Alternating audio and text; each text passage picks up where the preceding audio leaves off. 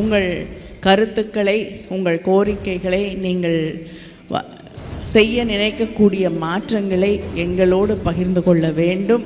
இந்த கூட்டத்திலே கலந்து கொள்ள முடியாதவர்கள் tnmanifesto.ai என்ற போர்ட்டல் இருக்கிறது. அதன் வழியாக அது பயன்படுத்துவதற்கு மிக சுலபமான ஒன்று.